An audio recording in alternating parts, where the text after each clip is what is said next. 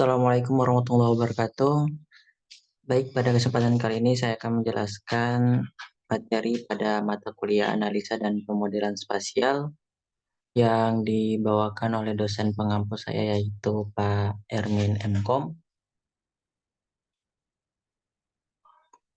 Kenalkan, nama saya Saiful Kulubas dengan NIM 202055202063, mahasiswa Teknik Informatika semester 6 Universitas Muhammadiyah Sorong. Pada kesempatan kali ini saya akan menjelaskan perbedaan dari kelima kelas interval pada sistem klasifikasi. Terdapat perbedaan dari kelima jenis interval data yang digunakan dalam sistem klasifikasi dalam cara data dikelompokkan. Antara lain, yang pertama ada kelas interval data nominal, kedua ada kelas interval data ordinal, yang ketiga ada kelas interval data interval, dan yang keempat ada kelas interval data rasio, dan yang kelima yaitu kelas interval data spasial. Baik, kita masuk pada poin pertama yaitu kelas interval data nominal. Kelas interval data nominal mengelompokkan data ke dalam kategori-kategori yang berbeda, tetapi tidak memiliki urutan atau tingkatan antara kategori. Rentang nilai setiap kategori pada kelas interval data ordinal tidak memiliki arti kuantitatif dan sering digunakan untuk memberikan label atau kode pada objek atau fitur dalam peta. Yang kedua yakni kelas interval data ordinal. Kelas interval data ordinal mengelompokkan data ke dalam kategori-kategori yang memiliki urutan atau tingkatan tertentu. Tentang nilai setiap kategori pada kelas interval data ordinal sering diberi skor numerik atau ranking.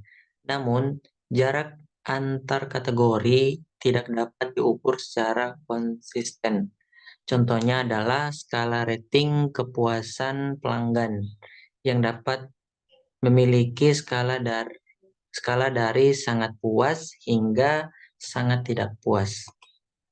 Yang ketiga yakni kelas interval data interval. Kelas interval data interval memiliki kategori-kategori yang memiliki urutan dan jarak yang dapat diukur secara konsisten. Tentang nilai setiap kategori pada kelas interval data interval memiliki arti kuantitatif yang jelas, namun tidak ada nol absolut dalam data ini.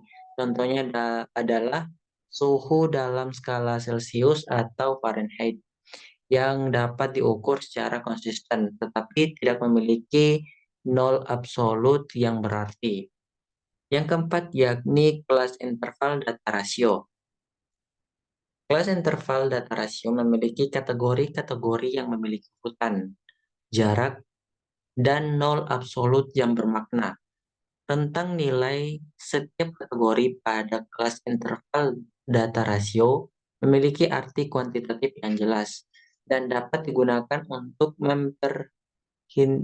untuk dapat perhitungan matematis yang lebih kompleks seperti perhitungan rata-rata atau deviasi standar. Contohnya adalah berat badan atau tinggi badan.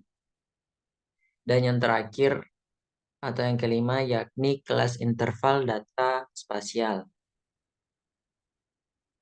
Kelas interval data spasial merujuk pada data yang dihasilkan dari analisis spasial, seperti koordinat geografi dan elevasi dalam sistem koordinat tertentu.